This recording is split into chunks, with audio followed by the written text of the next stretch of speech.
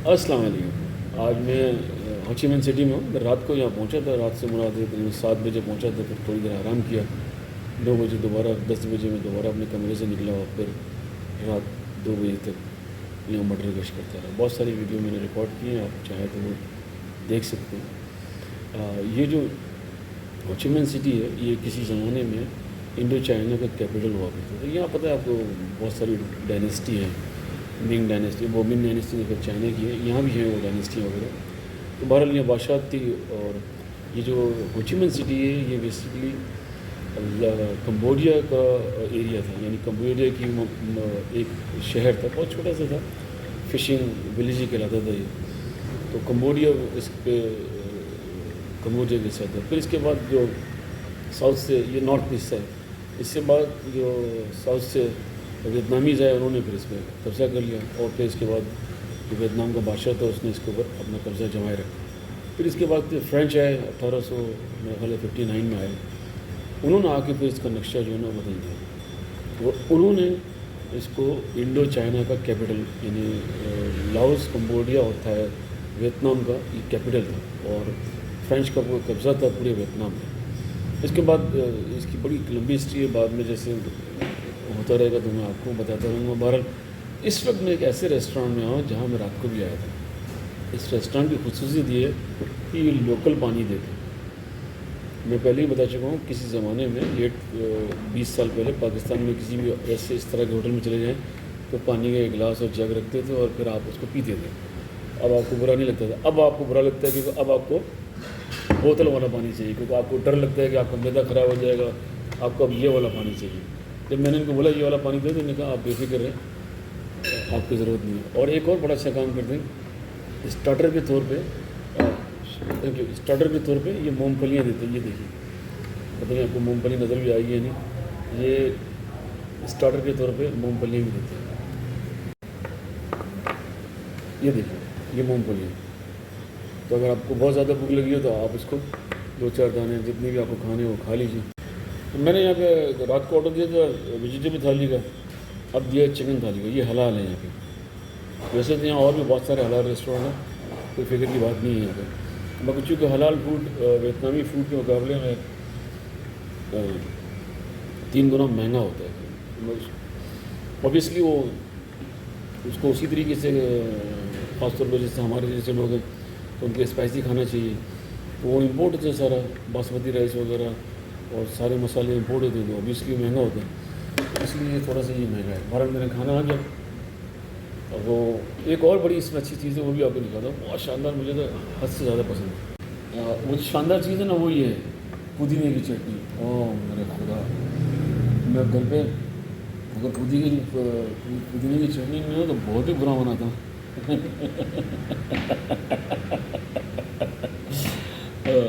मतलब मुझे अचार चटनी खाने का शुरू से शौक है ना, वो लेकिन बचपन से आपकी आदत होती है। मेरी अम्मा खाया करती थी, वो मेरी अम्मा तो बाकायदा सिलबट्टे के ऊपर चटनी बनाया करती थी उस ज़माने में। अब तो खैर सिलबट्टा है नहीं, अब तो ग्राइंडर है, ब्रर किया और चटनी बन जाती है बाहर। तो ये जो मुझे जो बहुत अच्छी चीज़ लगी ना वही थी कि ये पुदीने की चटनी भी देती है। बहरहाल खाना जब मुकम्मल हो जाता है तो फिर मैं आपको बताता हूँ कैसा है। खाना आ गया, ये मुकम्मल है। मैं थोड़ा सा आपको दिखा दूँ ये किस तरह है। ये देखिए, ये दाल है, ये एज यूजुअल रायता है, ये सब्ज़ी है मिक्स, और ये चिकन करी है। इसके साथ ये इन्होंने चावल दिए हैं, और ये मैंने तंदूरी रोटी मंगाई है। पहले कल मैंने नान खाया तो बहुत मोटा था तो मुझे पसंद नहीं आया। और इसके साथ ये सलाद भी दिए। अब वो बाहर हल्की हल्की बारिश शुरू हो गई, और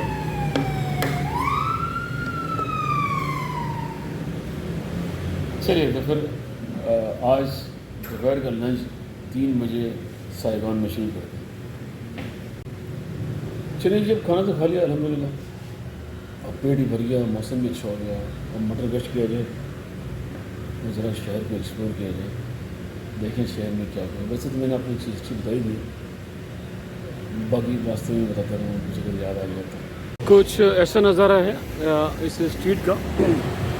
ये जो आपको लाल कलर की बिल्डिंग है जिसमें कुछ लिखा हुआ नज़र आ रहा है, ये पुलिस स्टेशन है, और पुलिस की गाड़ियाँ भी खड़ी हुई हैं। और ये पूरी स्ट्रीट है जो शाम के वक्त आबाद हो जाती है और लोग फुटपाथों पे से निकल कर यहाँ सड़क पर कुर्सियाँ लगा के रेस्टोरेंट वाले लोगों को बिठाते हैं और विभिन्न क्लब में डांस वगैरह और ये सब, यानी आप इसको सिंपली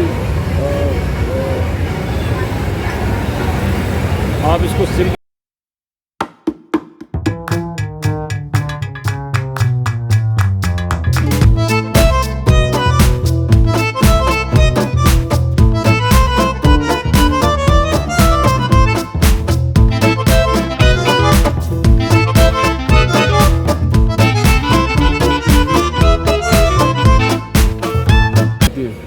ये ज़हन में रखिएगा कि यहाँ ब्रोथल हाउसेस नहीं हैं, यानी वो कंजर खाने नहीं हैं। बस यही अब इन्हीं को कंजर खाना समझ लें कि अगर आपको कुछ समझ में आता है।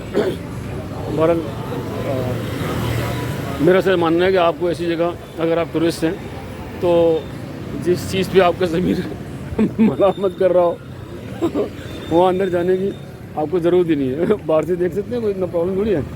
अंदर जाए तो आदमी लाजमी ज़मीर मलामत करता है कि यार क्या बकवास जगह है। सबसे जो बड़ी प्रॉब्लम है वो ये है कि बहुत ज़्यादा नाउज़ी है, इतना नाउज़ी है कि बात करना मुमकिन नहीं होता, इतना शोर होता है। अगर हो सका तो रात को एक मरतबा फिर चक्कर लगा लेंगे। बहरहाल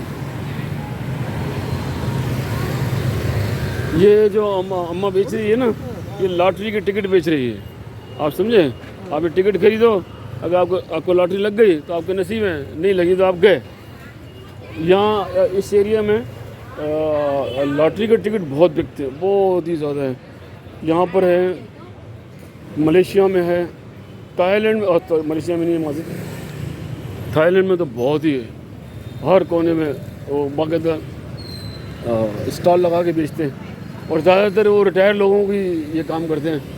पता नहीं इसको क्या वजह है, या मुमकिन है रिटायर्ड लोगों को घर में कोई काम नहीं होता, वो बोलते होंगे चलो भाई आप ऐसा करो, ये पकड़ो और बैठो, जो 4 पैसे मिलते हैं अच्छा है।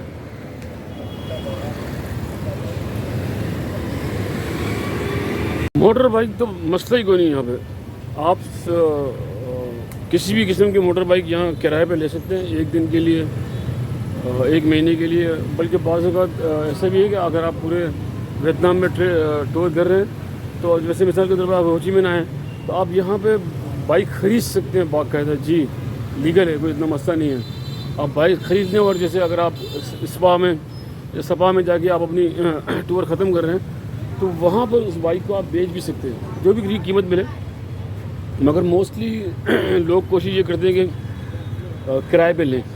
अच्छा, किराए पे लेने के बाद मिसाल के तौर पे आपने यहाँ से हो ची मिन से किराए पे ली और अब आप वहाँ जाके हनाई में उसको वापस करना चाहते हैं तो इनके वहाँ वो एजेंट हैं, वो बाकायदा इसको पैक करते हैं, पैक करके इसको आपको रसीद देते हैं। वो रसीद उसको भी देते हैं जिसने किराए पे दी होती है आपको।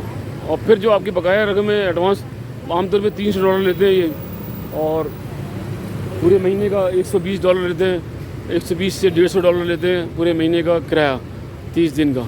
अब उसमें पेट्रोल वगैरह आपका है, टूट फूट आपकी है, कोई टायर का मसला हो गया, कुछ और मसला हो गया, तो वो सारे मसाइल आपको उसमें खुद हल करने होंगे और वो मिल जाते हैं यहाँ पर। क्योंकि यहाँ हज़ारों नहीं लाखों के हिसाब से ये बाइक तो बहुत ही अच्छी है। रॉयल M&A ब्लैक कलर की बहुत ही खूबसूरत बाइक है ये, बड़ा अच्छा लुक है इसका। ये यहाँ की टूर बस है, hoop on and hoop of की तरह है। आप टिकट ले लें, अंदर बैठ जाएँ, सारा दिन घूमते रहें, उतरते रहें। मगर एक टाइमिंग है इसकी, टाइमिंग है मेरा ख्याल है सुबह 9 बजे शुरू होती है, शाम 6 बजे ख़त्म होती है। और जो मैं आया था जिस वैगन से एयरपोर्ट पे यहाँ तक, वो इस तरह की वैगन है। ये तो मेरा लग्जरी टूर है मगर वो वैगन थी। और ये ना मुख्तलिफ़ कलर की बसेज़ हैं, मिनी बसेज़ ही कहलाएंगी ये, ऑब्वियसली बहुत बड़ी बस तो नहीं है। ये मुख्तलिफ़ नंबर्स हैं, ये शहर में मुख्तलिफ़ इलाकों में जाती हैं। बहुत इस वक्त शाम का टाइम हो गया, अब ऑफिस टाइमिंग शुरू हो गया, यानी ऑफ होना शुरू हो गया, तो रश जो है ना वो अपने पीक पर पहुँची है। शाम को नहीं होता, रात के टाइम पे नहीं होती और दिन में नहीं होती, दिन में धूप बहुत होती है। ना यहाँ ज़ेब्रा क्रॉसिंग की इज़्ज़त नहीं होती है मतलब अगर वो ग्रीन है तो तो पीछे वाला ट्रैफिक चला रहा होगा वो रुकेगा नहीं, इससे ज़्यादा तो कुत्ता समझदार है। और यहाँ पर जो ट्रैफिक की वायलेशन है वो कोई इतना बड़ा मसला नहीं है, बहुत आम बात है। रेड लाइट पे बहरहाल आम तौर पर रेड लाइट से नहीं गुजरते, मगर ज़ेब्रा क्रॉसिंग की कोई इज्जत नहीं है। यानी अगर आप ज़ेब्रा क्रॉसिंग में हैं तो कोई आपको देख के ब्रेक नहीं मारेगा, जैसे मलेशिया, सिंगापुर, दुबई वगैरह में है, वहाँ ब्रेक मार देते हैं कि भाई आप पहले चले जाएं। ऐसा कोई चक्कर नहीं है, हम जाएगा।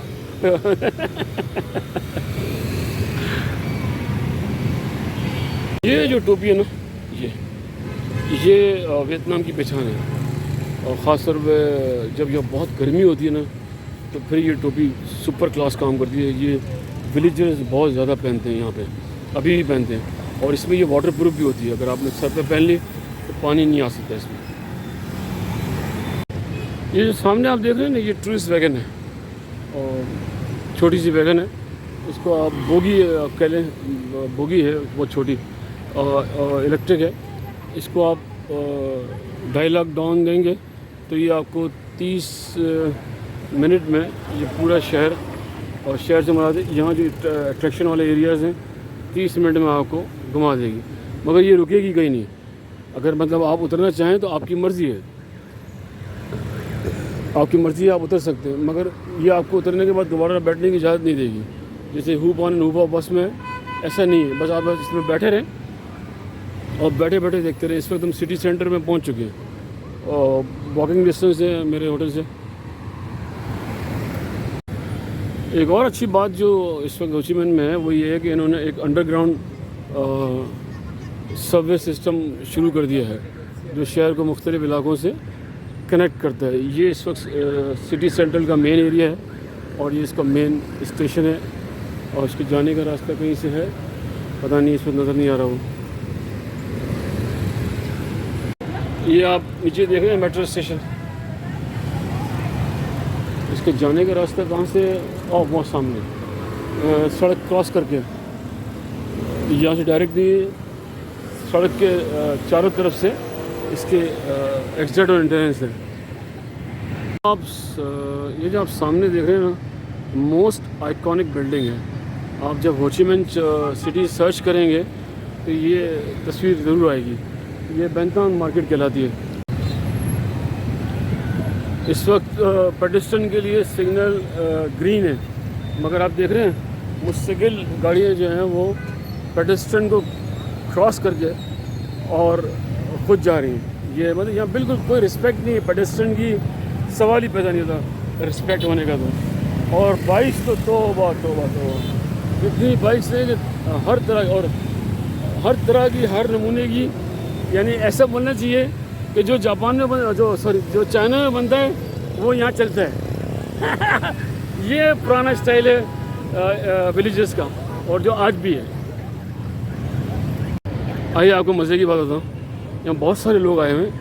अब ये जो बैंतान मार्केट है, इसको बैंतान मार्केट का नाम दे दिया गया है।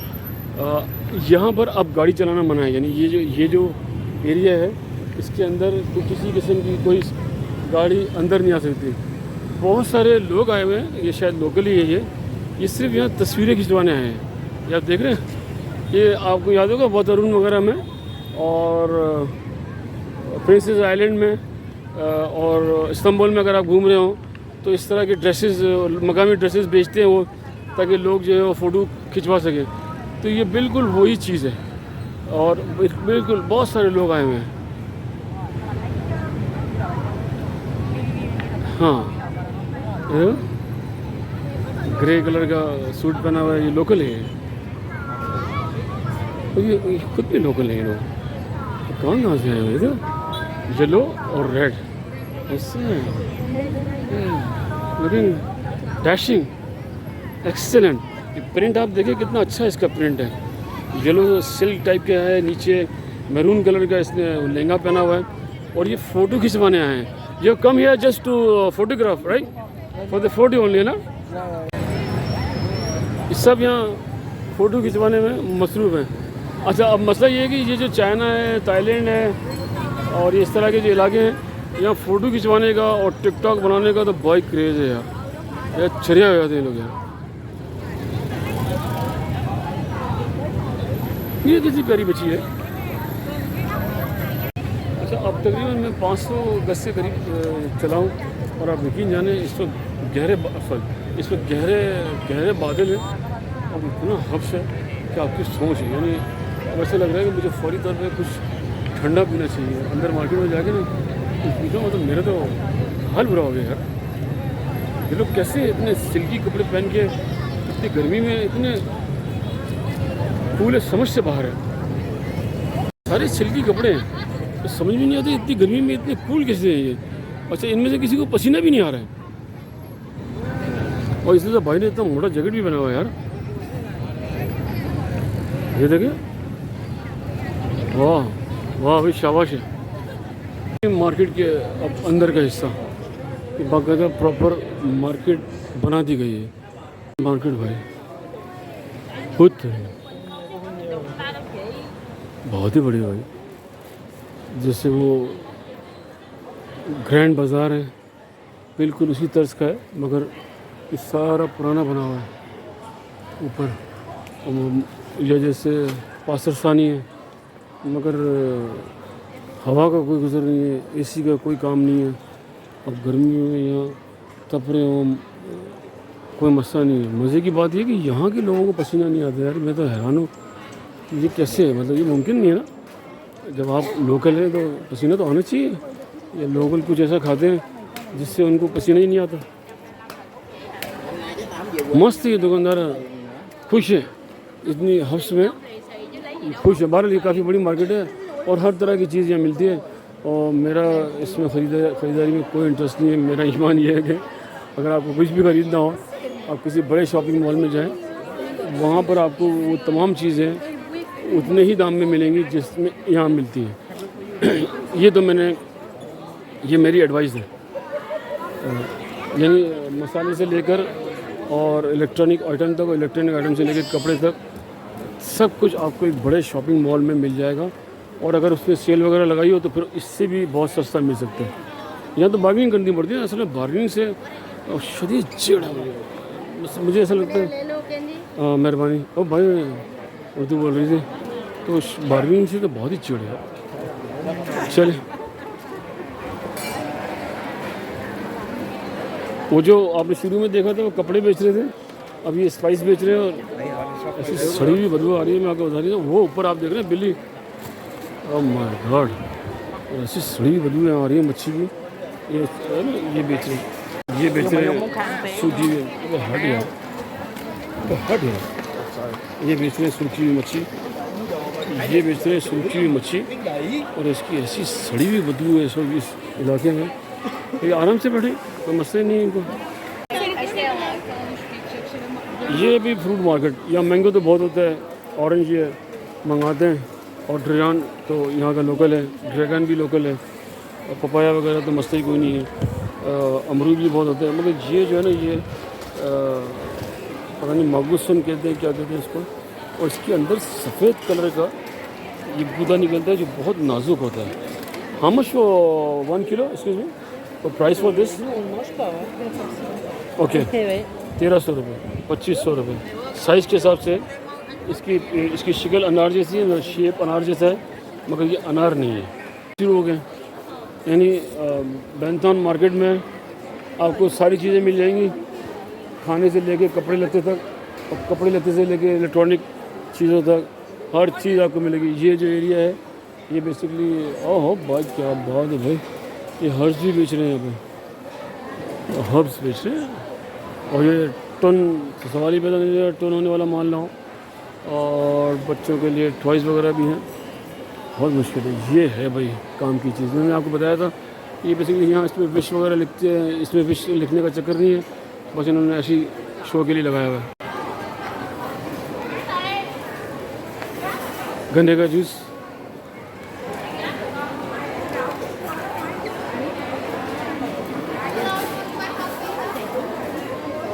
ये रॉ कॉफ़ी भी बेच रहे हैं यहाँ पे। कॉफ़ी यहाँ बहुत मशहूर है, बहुत ही ज़्यादा मशहूर है। मैंने वैसे अब तक ट्राई नहीं की, उसकी वजह है कि मुझे ऐसा लगता है कि ज़रा पेट थोड़ा सा आदी हो जाए ना इस आब हवा का, खुराक का, तो फिर कॉफ़ी पी जाए, वरना कॉफ़ी गड़बड़ कर सकती है। ये जो छोटी छोटी कुर्सियाँ ना, ये यहाँ बहुत कॉमन है। ये रखती छोटी कुर्सियाँ, शायद मेरे ख्याल स्पेस का मसला है। समझते हैं कि बड़ी स्टूल होंगे तो स्पेस थोड़ा सा प्रॉब्लम करेगा, तो इसलिए शायद मतलब सबके पास ही छोटे हैं। हर जगह फुटपाथ स्ट्रीट पे माल ही छोटा है। ये कोई मशहूर भाई दुकान है, भाई साहब फ़ोटो लगे भी खड़े हुए हैं, शायद पता नहीं क्या कर रहे हैं, अल्लाह ही जानते हैं।